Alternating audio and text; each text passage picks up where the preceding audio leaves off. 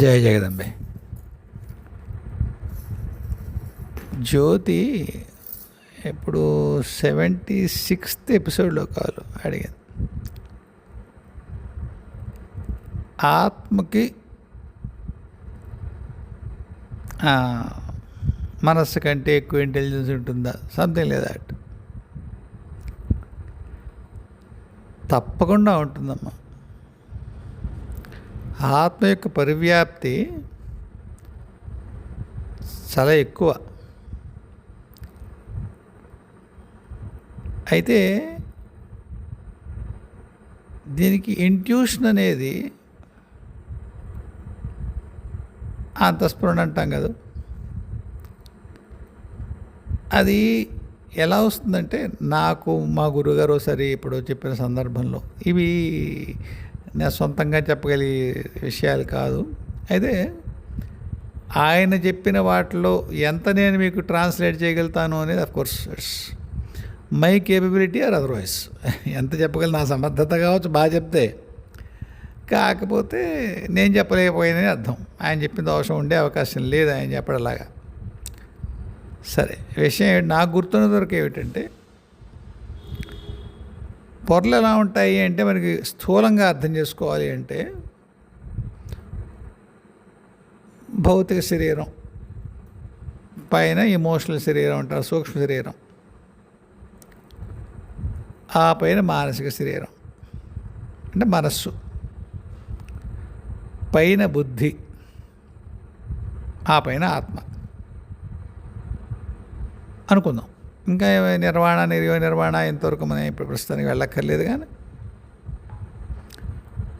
ఎప్పుడైతే మనస్సు కొంత పలచబడుతుందో, అదేమిటి మనస్సు పలచబడడం అంటే ఏంటి? మనం లలితా సహస్రంలో చదువుకుంటాం కదా, చివరకు వచ్చేసరికి శుద్ధ మానస అంటాం. మనస్సులో కొన్ని పొరలు ఉంటాయట, నిమ్నమైన పొరలు, కింద పొరలు పూర్తి లౌకికం అవుతాయి, ఉచ్చ మనస్సు అంటాం దాన్ని. ఇంకొకటి, అది బుద్ధికి ఆనుకొని ఉంటుంది.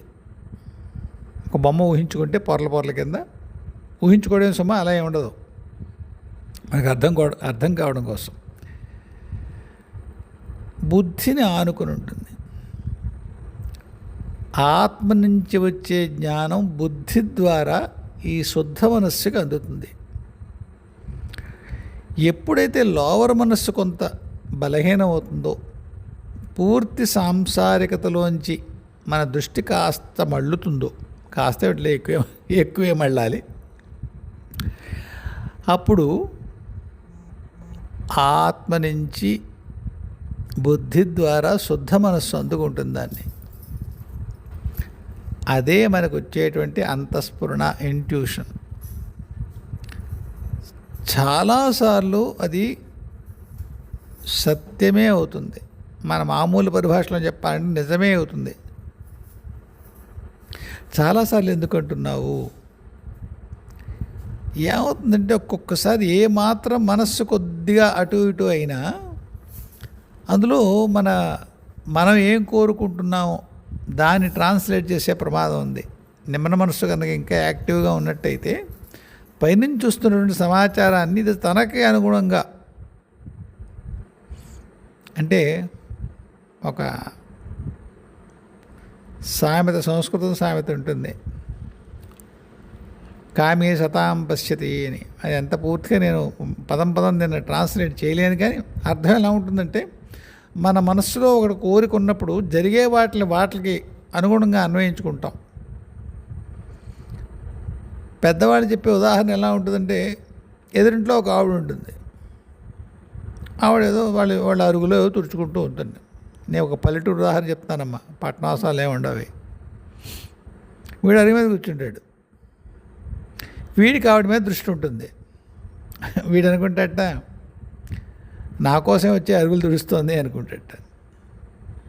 నిజానికి ఆ పిల్లకి అసలు వీడి మీద దృష్టే లేదు. మామూలుగా ఇంట్లో శుభ్రం చేసుకోవడంలో భాగంగా ఇంట్లో గదిలో అయిపోయి వీధిలోకి వచ్చింది, అరుగులు తుడుస్తుంది, లోపలికి వెళ్ళిపోతుంది. వీడేమనుకుంటాడు, ఆ అమ్మాయి నా కోసమే బిజిలోకి వచ్చింది అనుకుంటాడు. ఇలాంటి స్థితిని తనకు అనుగుణంగా అవతల వాళ్ళు ఏదో చేస్తున్నారు అనుకున్న స్థితి ఇది. మనస్సు కూడా దైవం నుంచి వచ్చే సమాచారం, శుద్ధ మనస్సు నుంచి వచ్చే సమాచారం కూడా తనకి అనుగుణంగా ఎప్పుడైతే మార్చుకుంటుందో, అంటే మనస్సు పూర్తిగా నిర్మలం కాదు, అలాంటి సందర్భంలో ఇంట్యూషన్ దెబ్బతినే అవకాశం ఉంటుంది. ఇంట్యూషన్ వరకు వచ్చే కూడా దెబ్బతింటుందా? అయ్యో బంగారులా తింటుంది, బంగారులా తింటుంది. ఎన్ని కథలు, పురాణాలండి అవే కథలు. మహాత్ములకు కూడా ఇబ్బంది పడతారు. ప్రమాదోధీమతామపి. సరే, కాబట్టి ఎప్పుడైతే సర్వగతమైన ఆత్మ ఉంటుందో దానికి తెలిసే సమాచారం, జ్ఞానం తప్పకుండా ఎక్కువ. అందులోంచి వచ్చేటువంటి ఏమంటారు దాన్ని, ఇలా చెప్పాలి, ఏదైనా సమాచారం ప్యూర్గా ఉంటుంది, సత్యం, ఆఖరి మన భాషలో చెప్పాలంటే వాస్తవం, నిజం కూడా. కాబట్టి పరమాత్మ ఎవరు? దీనిపైన ఉంటాడు. ఎవరు ఉన్నదంతా ఏదైతే ఉందో అది పరమాత్మ, అదే చైతన్యం అంటాం కదా. అందులోంచి ఒక భాగం ఆత్మ.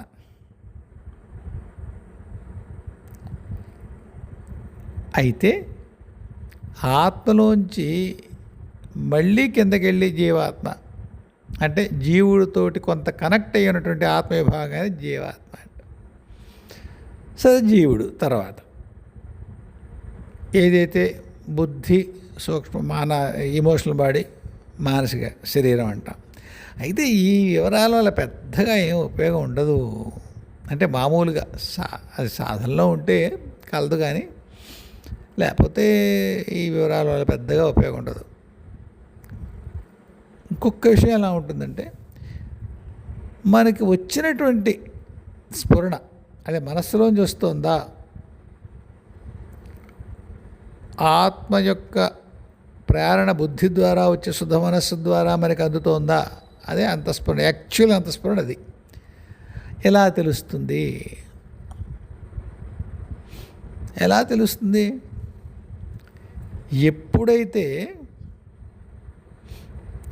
ఒక దైవీ సంబంధమైనటువంటి స్ఫురణ కానీ,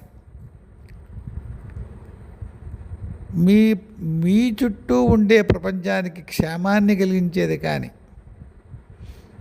మీకు సంబంధించినటువంటి ఎటువంటి స్వార్థం చేత కానీ, అన్యమైనటువంటి లౌకిక అవగుణాల చేత ఏ విధంగానూ స్పృశించబడినటువంటిది కానీ అయినప్పుడు మాత్రమే అది దైవీ సంబంధమైన లేదా పైనుంచి వస్తున్న అంతఃస్ఫురణ అని మనం గుర్తించవచ్చు. తద్విరుద్ధంగా మీకు మీ భౌతిక మనస్సు, దాని కోర్కెలు, దాని కాలుష్యాలు,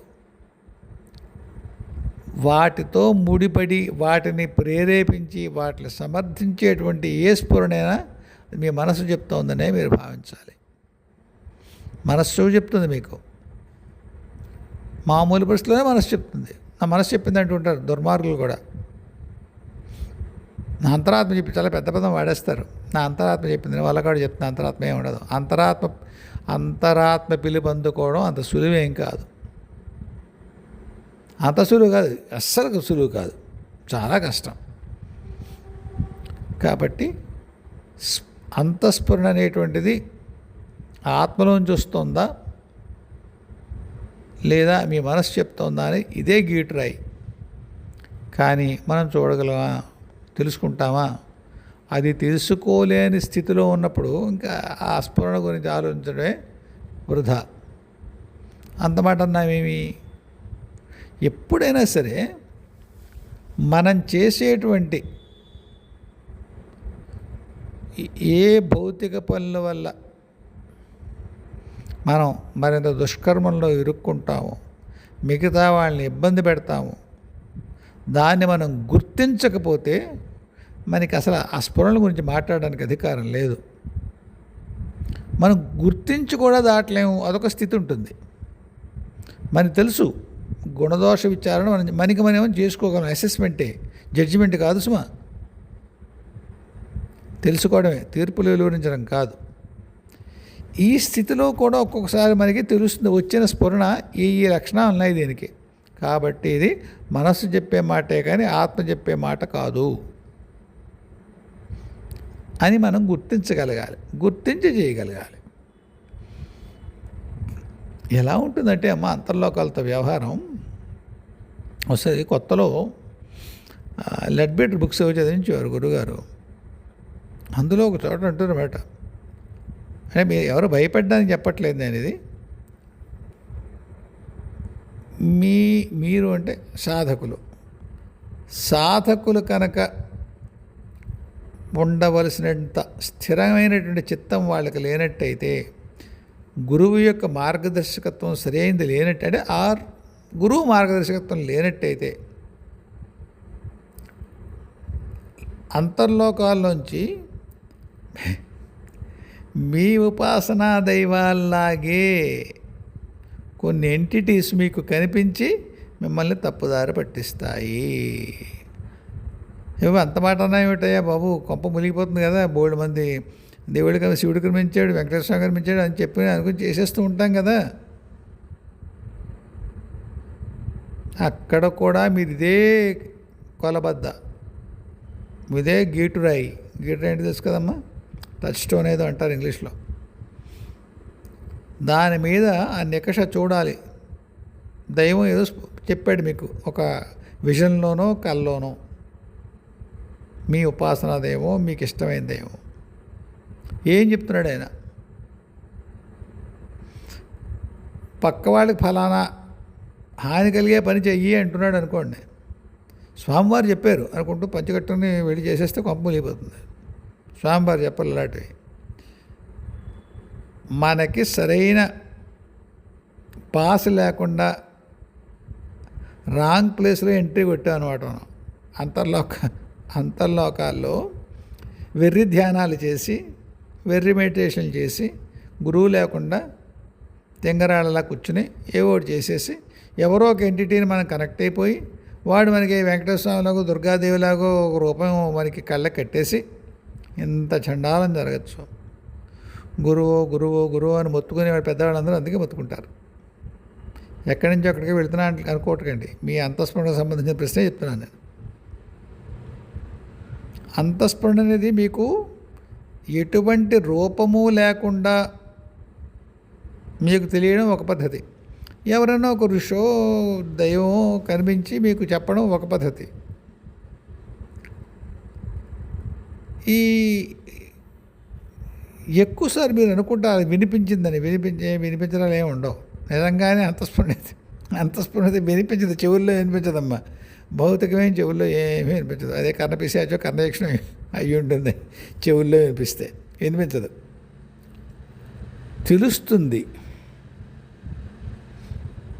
తెలుస్తుంది.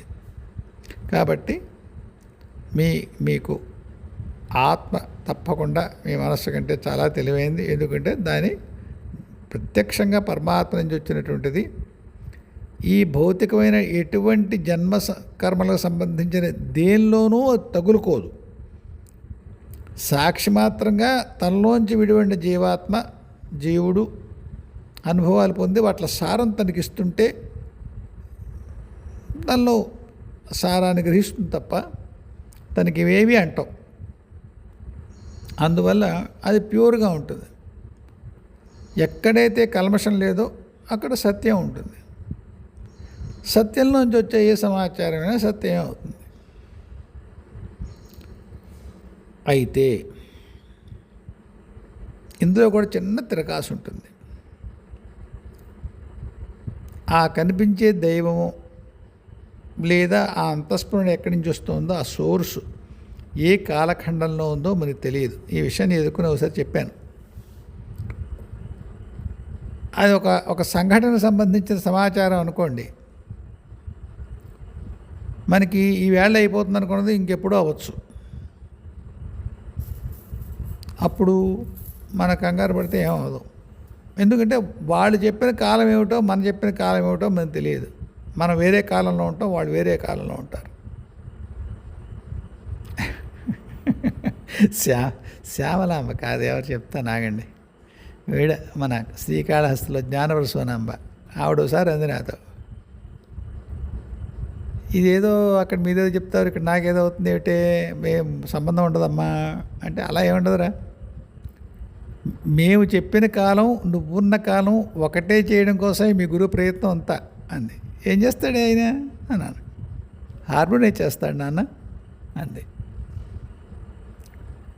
వేణికి తీగలు బిగిస్తోంది ఆవిడ. ఏమిటే వేణికి వేణులు ఎందుకమ్మా అలా చేస్తున్నావు అన్నాను. హార్మోనియం చేస్తున్నాను నాన్న, సవరించడం అంటే ఇదే, శృతి చేయడం అంటే ఇదే అంది. అని మీ గురువు ఇదే చేస్తాడు అంది. ఏం అమ్మ నాకు అర్థం లేదే అన్నాను. అప్పుడు అంది, కాలం యొక్క మేముండే స్థితికి, కాలం ఉండే మీరుండే స్థితికి మధ్యలో ఒక సమన్వయం, ఒక హార్మనీ, ఒక శృతి, దీన్ని కుదర్చడమే గురువు చేసే పని. ఒకసారి ఆ శృతి కుదిరిన తర్వాత మేమేం మాట్లాడతామో నీకు అర్థమవుతుంది, కాలుష్యం లేకుండా. ఇంకా నీ ట్రాన్స్లేషన్స్ ఏమి ఉండవు, ప్యూర్గా అక్కడ ఏం వస్తుందో తెలుస్తుంది. కాబట్టి ఆత్మ నుంచి వచ్చే సమాచారం శృతి చేయబడినటువంటి శుద్ధ మనస్సులోకి వచ్చినప్పుడు అది సత్యం అవుతుంది. తద్విరుద్ధంగా మనస్సు తన అవగాహన మేరకు తనకుండే పరిధిలో ఉండే జ్ఞానంలో చేసినటువంటి ఒక కల్పన అని మనసు చెప్పే మాట. ఈ రెండింటికి తేడా. దాన్ని గమనింపుగా చూడగలిగిన వాళ్ళు చెయ్యొచ్చు, లేనప్పుడు తెలియదు. ఇంకా మనం జీవుడేది, జీవాత్మేది, ఆత్మేది, ఈ ఈ వివరణలు నాకు కొంత అంత స్పష్టత మీకు ఉండకపోవచ్చు. నేను చెప్పిన దాంట్లో కూడా నాకెంతవరకు చెప్పగలను అంతే చెప్పాను. అవి కూడా నిజానికి గురువుగారు అంటారు అంత స్పష్టంగా గీతలు గీసినట్టుగా శైలోస్లో ఉండవు. అవి ఓవర్లాపింగ్ ఉంటుంది వాటిల్లో. ఇవి కేవలం మీకు కొంత అర్థం చేసుకోవడం వరకు చెప్పాను. ఏమ్మా, నెక్స్ట్ క్వశ్చన్కి వెళ్దాం. కాశయ్య గారు, సాధన ద్వారా గత జన్మల కర్మల గురించి తెలుస్తాయా? తెలుస్తాయండి, తెలుస్తాయి. తెలుసుకోవద్దంటారు పెద్దవాళ్ళు. ఇంత పూర్వం కూడా నేను చెప్పాను ఇది. ఒక ప్రయోజనం కోసం వాళ్ళంతటా వాళ్ళు పెద్దవాళ్ళు ఎవరో అంతర్లోకాల్లో మార్గదర్శకులు, మహర్షులు, దైవాలు ఎవరో మీకు అది అందవచ్చు అనుకున్నప్పుడు ఏదైనా గత జన్మలో కర్మలు సాధనా మార్గంలో మీకు తెలియడం అనేటువంటి పద్ధతి ఉంటుంది. కానీ ఎవరన్నా చెప్పడం అది జరిగితే జరగచ్చు. మీ ప్రయత్నం వల్ల కర్మల గురించి తెలుసుకోవడం అది సరికాదంటారు పెద్దవాళ్ళు. మరి పరిష్కారాలు తెలుస్తాయి. ఈ సరికే మీకున్న సమస్యలకి పరిష్కారాలు చెప్తారు ఎవరన్నా పెద్దవాళ్ళు, ఎరుగున్నవాళ్ళు. మీరు కర్మని చూసి దానికి పరిష్కారం చేద్దాం అనుకుంటారు. అది మీరు చూడకపోతే మంచిది. చెప్పానుగా, ఒక గురువు అందులోనే బాగా ఆరితేరిన వ్యక్తులు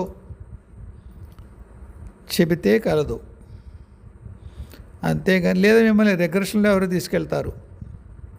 అప్పుడు మీరు ఆ కర్మను చూసుకోవడం వల్ల ఆ స్థాయిలో అప్పటి మీ చైతన్య స్థాయి రిగ్రెషన్లో ఉన్నప్పుడు, అంటే ఆ గతంలోకి కాలంలో వెనక్కి వెళ్ళగలిగినటువంటి ఏ చైతన్య స్థితి ఉంటుందో అది ఇన్వోక్ అవుతుంది కదా ఈ రిగ్రెషన్ ప్రాసెస్ ద్వారా. అది చూడగలిగినప్పుడు దానిలో వచ్చే పశ్చాత్తాపం వల్ల కర్మధ్వంసం అవుతుంది. అది మీ సాధన కాదు, ఎవరో రిగ్రెషన్ మిమ్మల్ని తీసుకెళ్ళారు. ఎవరో మహర్షి ఎడ్గర్ కేసి ఉన్నాడు అనుకోండి, ఆయన ధ్యానంలోకి వెళ్ళి చెప్పేవాడు మీ కర్మ ఏమిటో, ఏం చేయాలో కూడా చెప్పేవాడు ఆయన. అది వేరే కథ.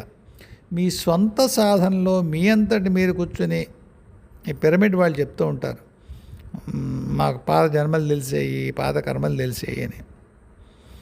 మరి వాళ్ళు సమర్థులైన గురువులు ఎవరో నడుపుతారేమో, మరి వాళ్ళు చెప్తారేమో. ముఖ్యంగా పూర్వజన్మలు కర్మల గురించి మనం చూసుకునేటప్పుడు చాలా సావధానంగా ఉండాలి, జాగ్రత్తగా ఉండాలి. అది అన్నప్పుడు మనం సొంతంగా చూసుకుని దాన్ని డీల్ చేయడం అనేది సరికాదు. కాకపోతే ఒక్క లైన్లో చెప్పాలి అంటే సాధన ద్వారా గత జన్మ కర్మలు తెలుస్తాయంటే కొన్ని సాధనల ద్వారా తెలుస్తాయి. అన్ని సాధనలకి గత జన్మలోకి వెళ్ళిపోయి మన కర్మలు చూసుకునేటువంటి సందర్భం ఉండదు. మళ్ళీ చెప్తున్నాను, ఇదే పునరుక్తి. గురువులు అటువంటి సాధనలు అవసరం అనుకుంటే కానీ చేయించరు. మనం ఎక్కడో ప్రత్యేకించి తెచ్చుకొని చేసేస్తే అంత క్షేమం కాదు, అంతే కదండి. ఇప్పుడు డాక్టర్ ఉంటాడు, ఆయన ఒకనొక పరికరం వాడి ఏదో చిన్నదో పెద్దదో ఏదో చికిత్స చేస్తాడు. మనం మార్కెట్లోకి వెళ్ళి మనకి ఆ పరికరం తెలుసు కాబట్టి మనం వెళ్ళి తెచ్చుకొని మనం చేసేసుకున్నాం అనుకోండి, మనకు ఆ నైపుణ్యత లేనప్పుడు, ఆ సమర్థత లేనప్పుడు, తత్సంబంధమైన క్వాలిఫికేషన్ మనకు లేదు, శిక్షణ లేదు, మనం చేస్తే ఏమవుతుంది? మంగళం అవుతుంది, చేయరాదు. అందువల్ల సాధన ద్వారా గత జన్మకర్మంలోకి వెళ్ళడం అనేది అంత మంచి పద్ధతి కాదు, అక్కర్లేదు. మొత్తం జన్మలన్నీ తెలుస్తున్నాయి, అందులో భాగంగా ఏమో ఉన్నాయి, మొత్తం అన్నీ తెలిసే చాలా పెద్ద స్థితి. మొత్తం పాత జన్మలు అన్నీ తెలియడం ఉంటుంది. అన్నీ అంటే ఏవేవి మీకు అవసరమో అప్పటి మీ మార్గం ప్రశస్తం అవడం కోసం, మరింత సుగమం అవడం కోసం మీ సాధనా మార్గం ఒక్కొక్కసారి చూపిస్తారు కొన్ని జన్మలు. అది కూడా మీ గురువులు, మీ అంతర్లోకాల్లోని మార్గదర్శకులు చేసే పని, మనం సొంతంగా చేసేది కాదు.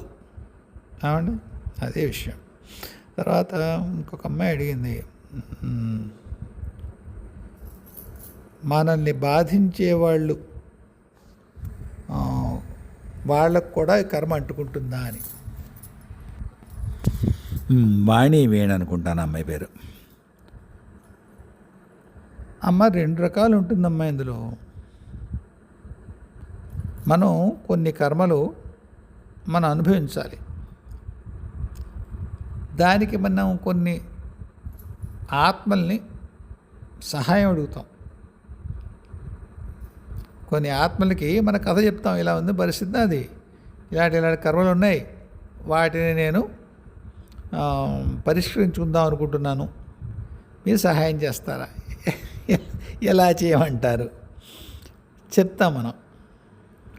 నన్ను ఒక టాక్సిక్ రిలేషన్, ఈ పదం ఏదైనా విచిత్రంగా ఉందా ఈ మధ్య ఎక్కువ వాడుతున్నాను, అందుకు మళ్ళీ వాడుతున్నాను అంతే. నాకు ఆ పదం పెద్దగా ఉండదు, వద్దులేండి ఆ పదం, పిచ్చి పదం. ఎలా వాడాలి? సత్సంబంధాలు లేనటువంటి ఒక దాంపత్య జీవితం, దాని ద్వారానే నా కర్మలు క్షయం అవుతాయి. కాబట్టి నా భర్తగా వస్తావా, నా భార్యగా వస్తావా అని అడుగుతాం ఆ సోల్ని. చూసుకో, మళ్ళీ కిందకి వెళ్ళే గుర్తుండదు, మళ్ళీ తిట్టుకుంటావు, ఏదో ఉంటుంది. లేదు అంటామట, పర్వాలేదు రా అంటామట. లిటిల్ సోల్స్ అని మీకు 300 గూగుల్ చేస్తే దొరుకుతుంది మా కథ. లిటిల్ సోల్స్ భలే ఉంటుంది కదా. మౌలికంగా ఇలాంటి విషయం గురించి చెప్తారు. పైన మనం మాడికి వస్తాం, కిందకు వచ్చేసరికి మనకి ఏం గుర్తుండవు. ఈ దిక్కుమాలిన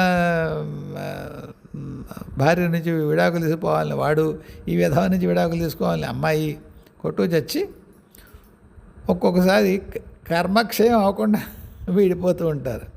మళ్ళీ ఇంకో జన్మలో రావాలి. కాకపోతే మీరు అడిగిన ప్రశ్న ఏమిటంటే, హింసించే వాళ్ళకి మరి కర్మ వస్తుందా? ఎందుకు రాదు? వస్తుంది. ఎప్పుడు రాదు? ఇలాంటి ఒప్పందంలో ఏమన్నా కనుక ఉన్నట్టయితే,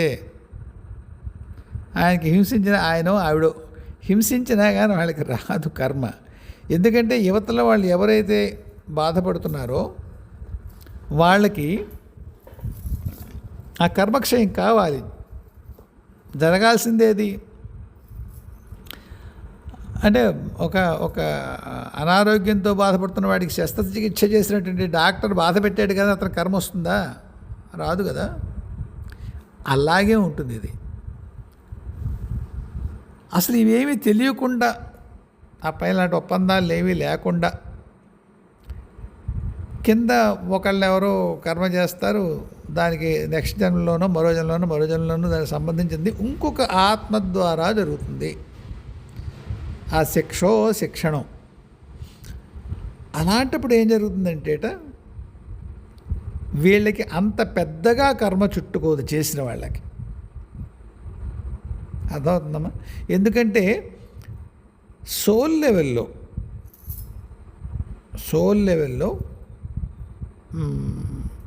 ఇది ఏమంటుంది దాన్ని, ఒక సేవ లేదా ఉపకారం. ఎందుకు? కర్మక్షయం అవడానికి ఉపయోగపడుతుంది కదా. అందుకని చెప్పి వాళ్ళు చేసిన మంచి పని కింద నమోదై వాళ్ళకి శిక్ష పడదు. ఒకవేళ వాళ్ళు దాన్ని ఎంజాయ్ చేస్తారనుకుందాం, తెలుసో తెలియకో అవతరాలు హింసించడమో ఇబ్బంది పెట్టడం, దానికి సంబంధించింది ఏమైనా ఉంటుంది. కానీ ప్రత్యేకించి వీళ్ళని యువతల వాళ్ళని చేసినందుకు గాను మాత్రం ఉండదు. I hope I have cleared doubt. ఏమ్మా?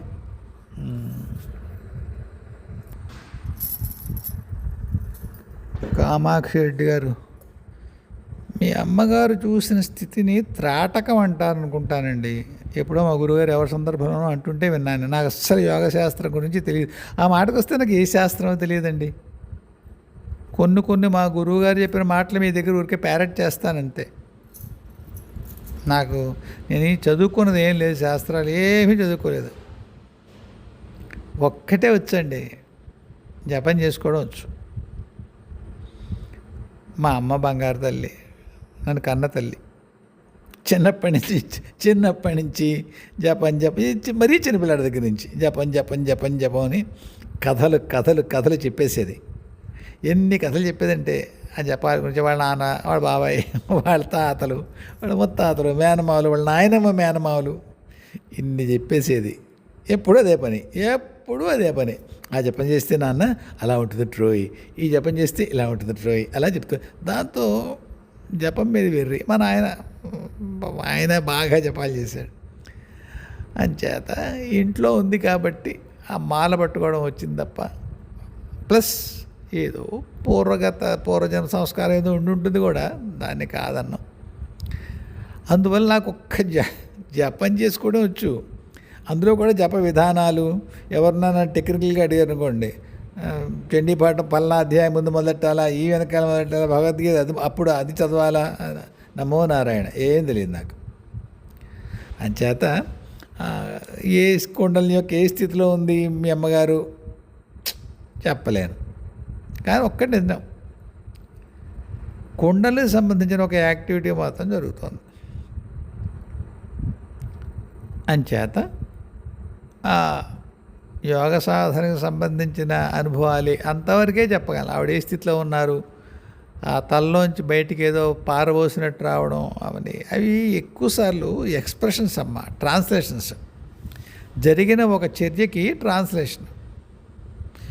నిజంగా వెన్నుపూసలో తాచుపా ఉంటుందా అమ్మ? ఉండదు కదా. దాని యొక్క నడక అలా ఉంటుంది. ఆ శక్తి యొక్క ఒకానొక రూపం లాంటిది చుట్టలు చుట్టుకుంటుంది అనుకోండి. కాబట్టి కుండల్ని మరి అన్నప్పుడు అది తాచులాగే వెళ్తుందా? రకరకాల ఏవో వాటి లెక్కలు ఉన్నాయి. అంటే కోతులా గెంతులు వేస్తుందని, ఏదో తాబేలా నడుస్తుందని, మెల్లిగా ఇంకేవో రకరకాల గమనాలు ఉన్నాయి కుండల్ని గమనానికి. అవన్నీ యోగశాస్త్రం ఎరుగున్న వాళ్ళు ఎవరో చెప్పగలిగిన విషయాలు. కాకపోతే మీ అమ్మగారు ఆ మార్గంలో ఉన్నారని మాత్రం, అది కుండలికి సంబంధించిన యాక్టివిటీ అని మాత్రమే నేను చెప్పగలను. ఏమ్మా, అంతకుమించి నాకు కూడా పరిజ్ఞానం తక్కువ ఆ విషయంలో. ఇంకా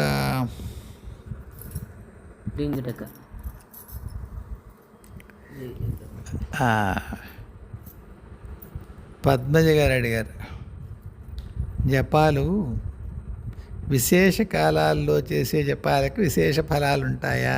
ఉంటాయి కదమ్మా, ఉంటాయి కదా. అక్కడ శ్రీ విద్యనే కాదు, ఏ జపమైనా ఉంటుంది. ఇప్పుడు గ్రహణ కాలంలో ఉంటుంది, ఎన్నో మంత్రాలు గ్రహణ కాలంలో ఇస్తారు, జపాలు చేయిస్తారు గురువులు. మన ఊళ్ళలో చిన్నప్పుడు బెణుకు మంత్రం, తేలు కుడితే మంత్రం, పాము కాటేస్తే మంత్రం, ఇవన్నీ గ్రహణ కాలంలోనే చెప్తారు. ఇప్పుడు వినుంటారు మీరు.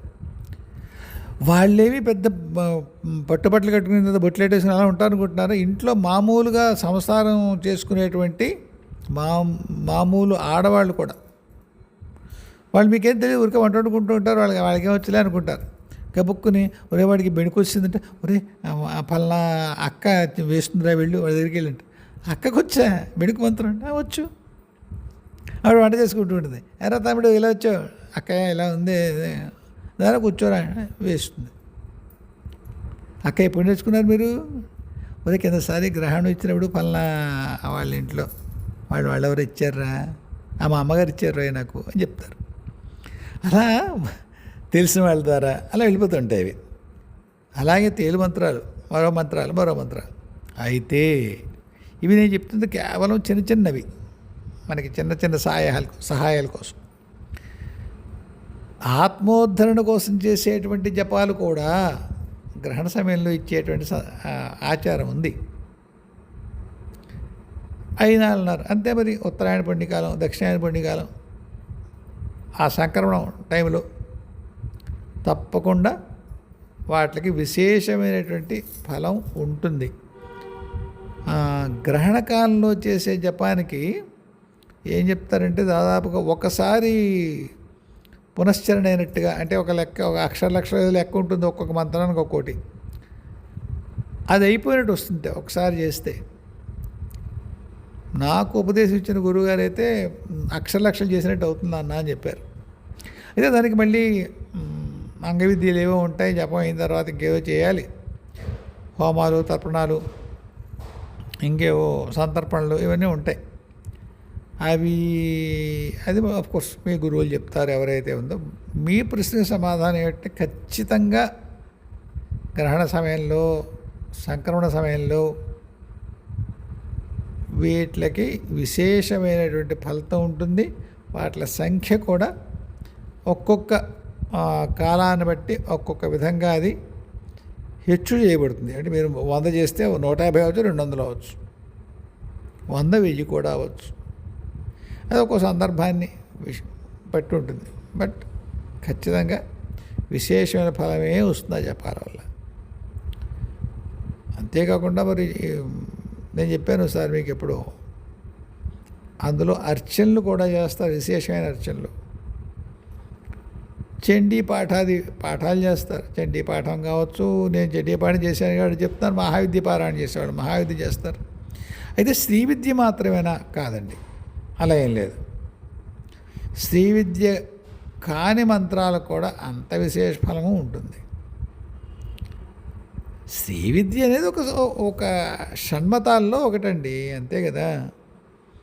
మీరు సౌరం, వైష్ణవం, శైవం, గాణాపత్యం, ఇంకోటి ఏదో ఉంది,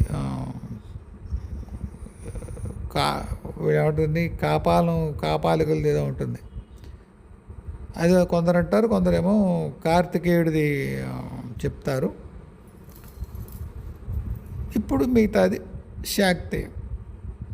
అలా ఈ షణ్మతాల్లో ఏ మతమైనా సంబంధించి, మతం అంటే మీరు కులం కాదు, ఇది మీరు రిలీజన్ అనుకోకండి, ఒక school of thought or school of sadhana, అలా తీసుకోండి దాన్ని. కాబట్టి ఏ ఏ ఏ పంథాకు సంబంధించిన మంత్రమైనా విశేష కాలాల్లో చేసిన దానికి విశేష ఫలమే ఉంటుంది. మరొక ప్రశ్న మీరేమడిగారంటే, భగవద్గీత ఎవరు డౌన్లోడ్ చేశారు, ఎవరికి డౌన్లోడ్ చేశారు కదమ్మా. మీరు డౌన్లోడ్ అది ఎక్కడ చెప్తున్నారు? సంజయుడు ఒకటి చేశాడు ధృతరాష్ట్రుడికి, మామూలుగా మనందరి కోసం చేసింది వ్యాస భగవానుల వారు. స్వామి ఏదో లెక్క ఏదో చెప్తారు. అది ఓకే 10 నిమిషాలు చెప్పేదాన్ని కొందరు అంటారు. ముహూర్తకాలం అంటే 48 నిమిషాలు ఎంతో అని కొందరు అంటారు. ఎవరు విన్నారు? ఎవరు వినలేదుట. మీరు భాగవతంలో భారతంలో ఫలానా వాళ్ళు విన్నారని ఉందండి, నమస్కారం. మీరు నన్ను అడిగారు అనుకోండి అమ్మా, నేను ఎవరిని అడిగి చెప్తాను. ఆ చెప్పిన వాడు అక్కడున్న వాస్తవ స్థితి చెప్తారు. అయితే వ్యాస భగవాన్ వారు వాస్తవ స్థితి చెప్పలేదా? ఒకవేళ మనకి అక్కర్లేదనుకుంటే చెప్పుండరు. Be very very very clear. ఒకవేళ మనకి వాస్తవ స్థితి తెలియవలసిన అవసరం మనకి లేదనుకోండి అమ్మా, చెప్పరు. అదేంటంటే గ్రంథస్థం చేశారు కదా, అయితే ఏమైంది? అప్పటికదే సరిపోతుంది కాబోలు. ఇంతకీ నేను భారతం చదవలేదు కాబట్టి ఆయన ఏం చెప్పారో నాకు తెలియదు. నాకున్న సమాచారం అంతర్లోకాల సమాచారమే, బయట ఎవరు చెప్పింది కాదు. కొన్ని నిమిషాలు అని చెప్పాడు స్వామి. అది చుట్టుపక్కల ఎవ్వరికీ కూడా బ్లాక్ చేయబడింది, ఇంకెవరికి తెలియదు. ఒకలాంటి స్ట్యూపర్ అంటారు ఇంగ్లీష్లో, దాని తెలుగులో ఒక సమ్మోహన స్థితి, అంటే దాని దృష్టి దాని మీద వెళ్ళకుండా అలా ఉన్నారట అందరూ. ఒకవేళ భారతం కూడా ఇలా ఉందా తెలియదు, ఉంటే అవునన్నమాట, రాశారన్నమాట ఆయన. మొత్తం చెప్పొచ్చేది ఏంటంటే, ఆయన కృష్ణ భగవానుడు ఏం చెప్పాడు?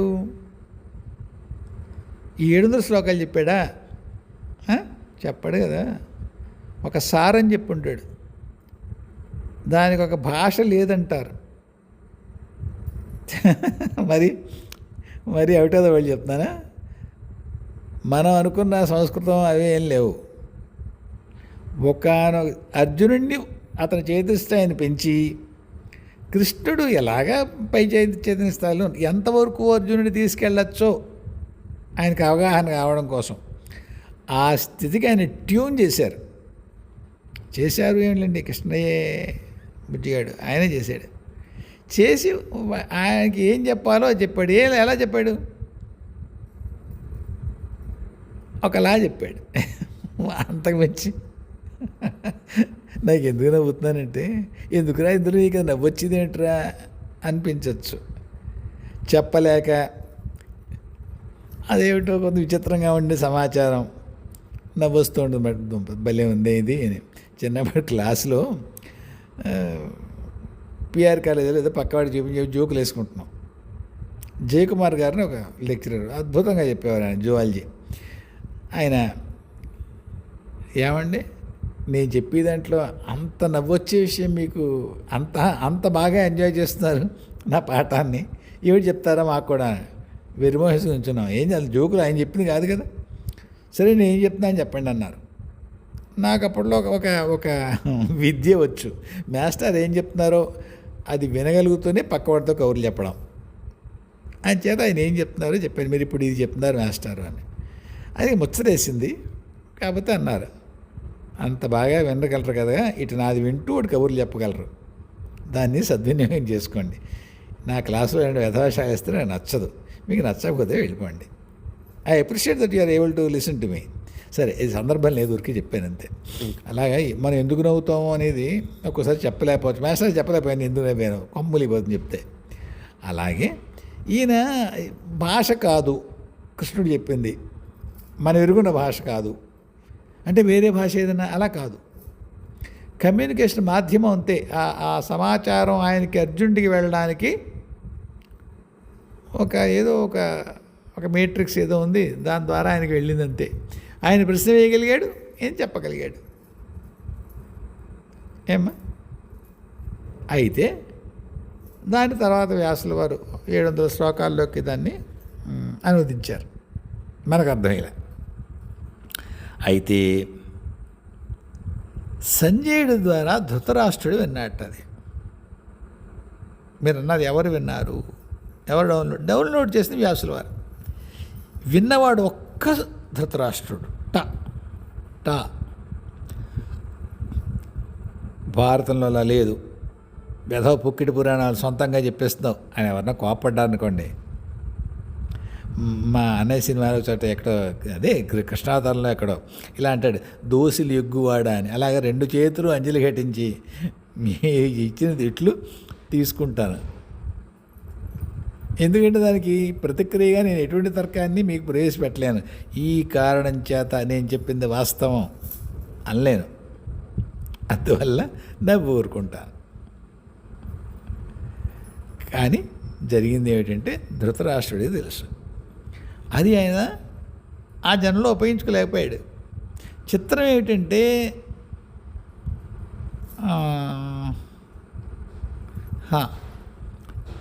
ఇది సంజయుడికి ఏం గుర్తుండదట. తర్వాత ఆయన ఈ వాజ్ ఎ మీడియం. ధృతరాష్ట్రుడు విన్నాడు, ఫస్ట్ హ్యాండ్ విన్నాడు ఆయన. తర్వాత జన్మలో ఉపయోగపడింది ఆయనకి. అలా ఉంటుందా? ఉందిట, మనకేం తెలుసు? చూసిన వాళ్ళు చెప్పారు, చూడగలిగిన వాళ్ళు చెప్పారు. ధృతరాష్ట్రుడు ఆ జన్మలో తన గుణాల కారణంగా, అయితే పుణ్య విశేషం లేకుండా పరమాత్మ యొక్క బోధ అంతటి భగవద్గీత ఫస్ట్ హ్యాండ్ వినగలిగాడు కదా, ప్రత్యక్షంగా వినగలిగాడు కదా సంజయుడి ద్వారా. మహద్భాగ్యమేది. అయితే దాన్ని వాడుకోలేకపోయాడు. అదేమిటండి, అంతటి ఎంతో పుణ్య సంపద ఉంటే కానీ జరగదు. నిజం జరిగింది, మరి పాపం చేసాడు ఆయన, అనేక తప్పులు చేశాడు. మరి ఆయనకి ఎలా వచ్చింది? ఏదో పుణ్య విశేషం వల్ల వచ్చింది బాగానే ఉంది. దాన్ని ఉపయోగించుకోకుండా ఎలా ఉన్నాడు? లేదు. అప్పటికి ఆ జీవాత్మకి అవకాశం లేదు దాన్ని అమల్లో పెట్టేందుకు, దాన్ని అర్థం చేసుకున్న దాన్ని జీవితంలో ఆచరించేందుకు. ఉన్న అప్పటి ఆ రచన, ఆ ప్రణాళిక ఎలా ఉందో, అందులో ఆయన వంతు పాత్ర ఏముందో, దాంట్లో భగవద్గీతని ఆయన దాన్ని అనుసరించేటువంటి పాత్ర కాదు ఆయనది. ఆయనకు అవకాశం లేదు. ఆ పాత్రకి ఏది ఉందో, పాత్ర యొక్క ధర్మం ఏముందో అంతవరకే చేయగలడు ధృతరాష్ట్రుడు. కానీ ఏదో పుణ్య విశేషం కారణంగా ఆ ఉపలబ్ధి ఆయనకి జరిగింది.